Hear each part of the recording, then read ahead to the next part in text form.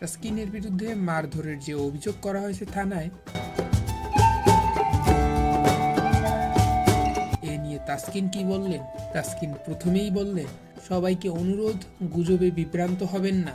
আমি আমার ছোটবেলার বন্ধুর গায়ে হাত তুলেছি এমন একটা ঘটনায় অনেক কিছুই ঘটে যাচ্ছে। আমার মনে হয় এমন গুজবে কান না দিয়ে বিভ্রান্ত হবেন না এবং অন্যকেও বিভ্রান্ত করবেন না।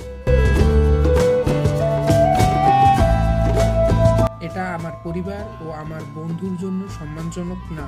যা ঘটেছে সেজন্য বন্ধু ও আমার মধ্যে কথা হয়েছে।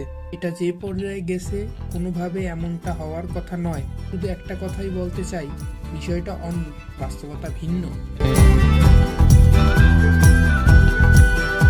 তিনি আরো বলেন, আশা করি সত্য এর সাথেই থাকবেন। সত্য কখনো মিথ্যা হয় না। সর্বশেষে তিনি বলেন, আমার বিরুদ্ধে যে অভিযোগটি করা হয়েছে পুরোটাই মিথ্যা। আমি বাসা পরিবর্তন নিয়ে ব্যস্ত। ওরা আমার নামে মিথ্যা জিডি করেছে, পরে আমাকে বিব্রত করার চেষ্টা করেছে।